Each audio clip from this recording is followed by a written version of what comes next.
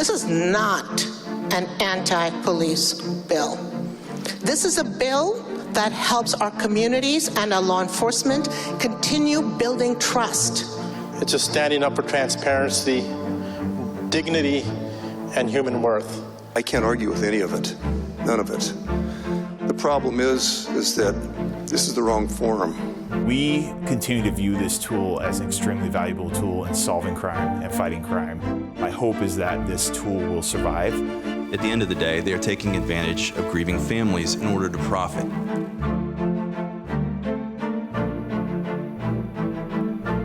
In the third week of the legislative session, bills started making their way onto the floors in the Senate and House. Some passed with ease, others narrowly moved forward. In this week's episode of In Session, we look at the status of the bill that would ban all law enforcement in Washington from covering their faces. We will take an in-depth look at those controversial flock cameras and why one local police chief is hoping the cameras can still be used with guardrails. We'll also look at a bill that would ensure those going through a loss don't end up losing more without even knowing it. Thanks so much for joining us. I'm Christine Pei. The state Senate has passed a bill that would ban all law enforcement officers in Washington from being able to cover their faces. The potential state law is in reaction to what the federal government has been doing in ICE operations across the state and the country. Olympia Bureau Chief Drew Mikkelsen is at the Capitol with a look at the bill and what happens next. Drew. Hi, Christine. Yeah, legislators are not being shy about this. This bill is a direct result of what has been seen across the state and across the country when it comes to ICE enforcement. And under this bill that was first just passed by the Senate, local, state, and federal law enforcement would not be allowed to wear any facial coverings during operations. Exemptions would be in place for undercover work and for SWAT teams when masks are considered protective gear. Those behind this push say ICE agents need to show their faces. I want to stand very firmly on this bill and make a statement that in America and in Washington state, we will not accept secret police, and we will not accept any institution that hinders our ability to solve crimes and make sure that we have public safety institutions whole and communities safe. And just the other day, again, not that far from where I live, in Shoreline, 4 unmarked cars and masked agents abducted a man with his 2-year-old son in the car. It took over 30 minutes, Mr. President, for family to arrive to go and get that 2-year-old child. Mr. President, there are many more. I won't go into more incidents, but as it does reflect a broader pattern of federal immigration enforcement activity that is creating fear in our communities and raising real questions. This bill is about who wields power and whether that power is accountable to the people. And right now, Mr. President, in Washington and across the country, as we all know, I think all of us here know, federal agents are operating in ways that leave communities traumatized and local leaders powerless to intervene. And that's what Senate Bill 5855 is about. It's just standing up for transparency, dignity, and human worth. This bill passed out of the Senate right along party lines. Every Democrat voted for it. Every Republican voted nay. The reason that they are currently wearing masks is they were threatened personally. Them and their families were threatened personally. That's why they're wearing masks. They're not wearing masks because they're secret police. I believe this is a bad bill and we should vote no, and let me explain it to you very carefully. I clearly remember, it has not been that many years ago, that we had a defunding of our local police. I read the title of this. It doesn't state in the title that this is ICE agents or federal agents. It simply says law enforcement officers. Our current governor ran on a campaign promise to increase officers, but yet we're still lacking officers in our state, the ones that are needed on our street to keep our communities safe. But Mr. President, in my humble opinion, this bill's title and what we're sending the message to is, once again, we're not supporting our law enforcement officers, and I'm afraid that that message is getting lost in what's going on across the nation. I believe we need to make it clear from this body that every member here clearly supports our law enforcement officers, and that's why I think this bill sends a wrong message. So the bill is passed out of the Senate. Now it heads over here to the House, where, again, the Democrats do control the majority. And Governor Bob Ferguson has said he would sign this bill into law if it makes it to his desk. Christine? So, Drew, this bill passing comes as lawmakers also discuss the controversial flock cameras. What can you tell us about that? Yes, so these are cameras that have popped up and down the I-5 corridor in cities, and police call them a huge crime-fighting tool, but there are concerns. Some say they just go too far. In Linwood, the city shut down their cameras because they found out that federal immigration investigations were accessing some of the data without the city's consent. The police chief tells King 5's Eric Wilkinson that these cameras should be up and running again, but with some safeguards. Here in Linwood, controversy has shut down flock cameras like the one behind me. However, the police chief here believes they should be turned back on, but with guardrails.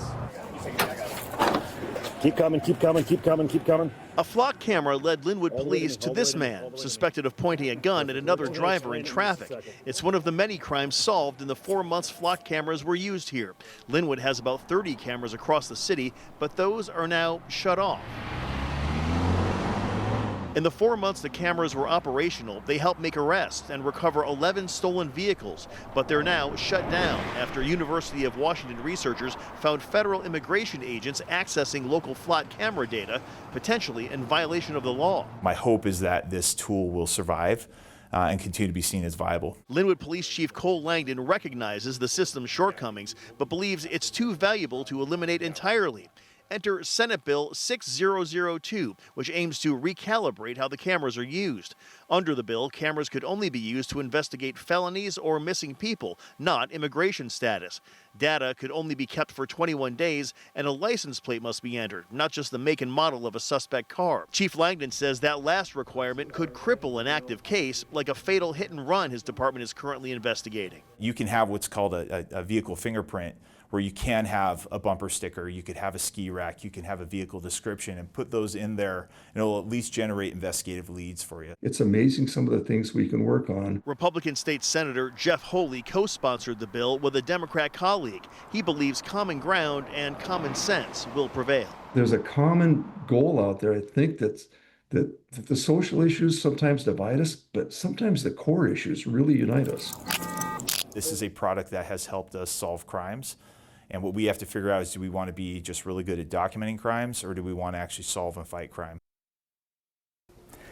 That bill has passed out of a Senate committee. It's another one that has a lot of support from Democrats over in the Senate and here in the House. That was Eric Wilkinson reporting, by the way. Christine? Okay, Drew, thanks very much. We'll check back in with you in just a little bit. Well, a bill that would set a clear speed threshold for a reckless driving charge is advancing through Olympia. Today, the bill passed out of the Senate Law and Justice Committee. It would make driving more than 30 miles per hour over the posted speed limit an automatic reckless driving offense. Right now, there is no set speed in state law for reckless driving. Officers and prosecutors make that call. The next step for the bill, the Senate floor for approval. A bill that would lower the legal blood alcohol limit for drivers has narrowly passed out of the state Senate. The bill would lower the BAC from 0.08 to 0.05. Lawmakers debated for about 40 minutes before voting. It passed 26 to 23. Lawmakers are divided on whether they think this change would help stop deadly drunk driving crashes. It's about changing the culture of driving in our state. I believe that when we pass this legislation and it becomes law, we will not only be safe, but we will feel safe on our roads.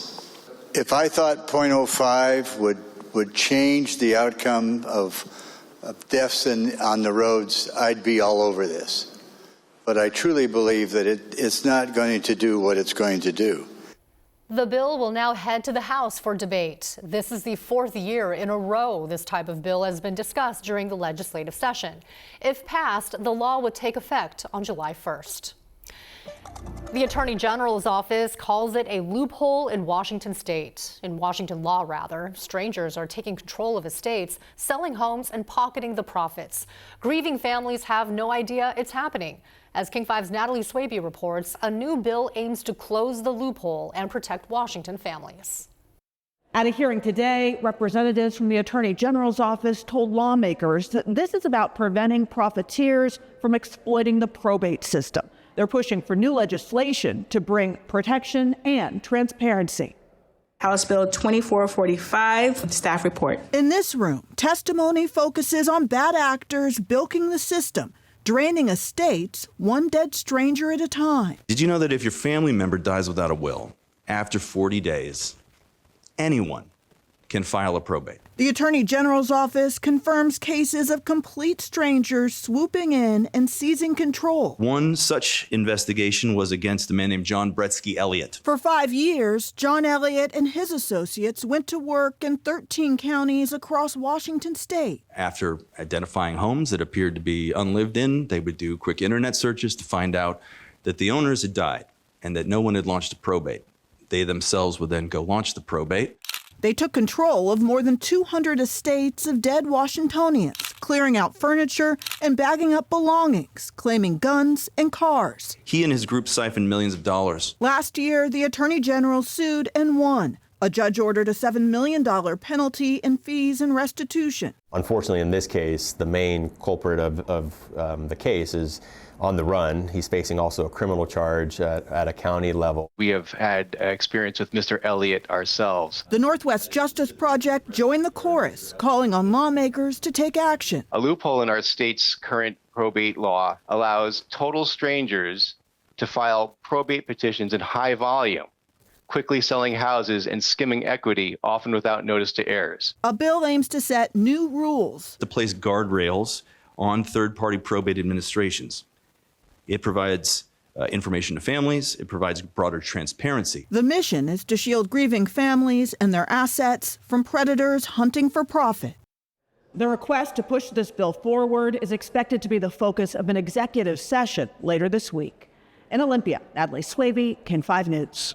Lawmakers are also discussing a bill that would shorten the work week from 40 hours to 32 hours. The bill was discussed in the House Labor and Workplace Standards Committee this week. Those against it believe it could increase costs for business owners. San Juan County became the first in the state to implement a 32-hour work week and says it's working. The county experimented with the concept for 2 years before making it official. It says it has saved taxpayers millions while improving employee happiness. Right now, there's no word on when the bill will be discussed next. Coming up next on In Session, lawmakers clash over immigration crackdowns, why some say politics are getting in the way of trust, transparency, and Washington's values. Plus, the fight against human trafficking could soon reach tattoo parlors across the state.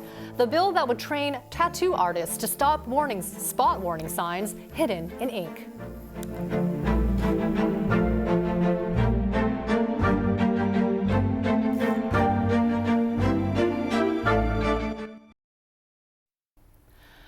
Republican leaders in the state House and Senate say Democrats should focus on affordability instead of worrying about federal ICE operations. But the Democrats say they're just trying to protect Washingtonians.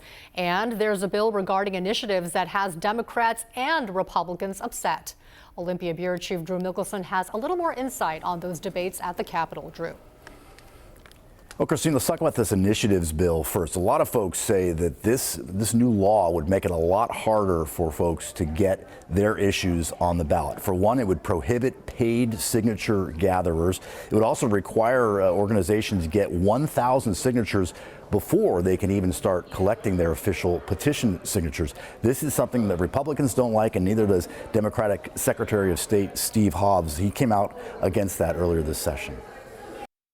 Look, we have the access to direct democracy in our Constitution. It should be one of our most cherished rights to put an initiative directly in front of the legislature, in front of the people, to provide for referendum. And what this bill does very clearly is disenfranchises the voters from, and makes it harder for them to do that. We already have a very high bar. For initiatives, you have to come up with over 400,000 signatures. That's a hard thing to do. It's not like they're falling out of the sky. And we have had a few more in recent years, but not an overwhelming amount.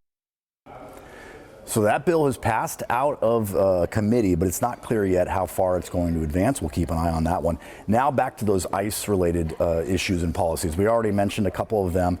Republicans have really been upset about the fact that they say the Democrats, who control the majority here, should be focused on dealing with the problems of the state, and instead of worrying about what's been happening across the country, like the recent deaths in Minnesota.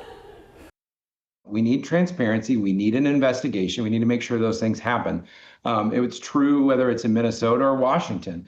But unfortunately, a lot of politicians are seeing this as a moment for their time to get in the spotlight, to make it about them and to make it about catching news headlines. No, this should be about letting law enforcement do what it needs to do to understand and have a true investigation, figure out what all the facts are, and then hold people accountable if either laws, rules, or procedures were broken. End of story. We want that with any level of government, and it doesn't take the governor of a state, 1,000 miles away, interjecting it and making it more political. That's, I think, what's probably causing a lot of this inflamed rhetoric, and it needs to stop. Governor Bob Ferguson and Attorney General Nick Brown, both Democrats, say the state is taking steps to prepare in case ICE decides to focus its enforcement efforts in the state of Washington, but they both made it clear there is no official word that is happening. The other Democrats, including the Speaker of the House and the Senate Majority Leader, say the state needs to be ready. The actions that ICE is taking across the nation are having an effect here in this Washington. It's creating incredible distrust of our first responders in the state, who we have spent the last decade building the number of first responders we have, getting them trained really well in 21st century policing. Everything that ICE is not doing right and is doing horrifically, our people are generally trying to do in this state, yet their federal actions are harming our first responders and are harming Washingtonians. I shudder to think what would happen in our state if the same approach were applied to my city or to Speaker Jenkins' city. The kind of unrest and violence that probably would be provoked. I don't know. Wow, I can't believe that our government is doing that to our citizens. So, as we've been saying all along this session, we are prepared to act, and we are acting to try to do everything that we can to protect the citizens of Washington from a hostile and malevolent federal government. This has been an ongoing theme this session so far. The Democrats raising concerns about ICE operations and Republicans saying that instead they should be focusing on problems here in the state like affordability. Christine? So, Drew, lawmakers are also discussing a bill to try and curb human trafficking in an unexpected way. Yeah, and this is an issue that appears to have support from both parties for a change. It would be called the Ink of Hope Act, and it's viewed as giving the state a new place to look out for sex trafficking victims, and that would be in tattoo parlors. Just darken some of the shadows here. Whether it's finalizing the art, maybe the date here and across here, or following health regulations, tattoo artist James Carreras has a lot to think about. Here we go. Ready? And now state lawmakers want him to also look out for potential human trafficking victims. People get all kinds of tattoos I might think are strange, all the time. So I wouldn't really recognize one, I don't think, without the training. Under the proposed Ink of Hope Act, every year when Carreras gets his tattoo license, he'd need to view an hour-long video learning what tattoos or brands traffickers are forcing their victims to get, and how artists can report potential victims. Trafficking survivor Noelle Gomez testified in favor of the bill. My trafficker was present with me and a few other victims, and it was very obvious that we were being trafficked, but the artist did not know what probably to do. Meeting with those women that have survived almost unimaginable circumstances to most of us, they deserve every bit of hope that we have to give. Representative Rule based her bill on a similar law in Tennessee after hearing from a survivor in Linden. It was such a stark statement when she said, we don't talk to people The people we got to see would be maybe a quick trip to Walmart, but usually not by ourselves, and the person who was doing our tattoos. I would like to know and know what to do about it even. Adding this rule wouldn't bother Scott Carreras. I mean, if it helps even one person, it's worth doing, really. There was one person who testified against the bill when it had a hearing. They were raising concerns about how reliable that training would be, also saying that it would be a burden for those artists to have that training once a year. It's just an hour-long video, but that was something that was brought up in the hearing. It does have a scheduled committee vote coming up, so the sponsor is optimistic that bill will pass. Christine? Okay, Drew, thank you very much. And up next, we will go back to Drew Mikkelsen in Olympia for a look at what's to come next week during the session, including an important deadline for lawmakers.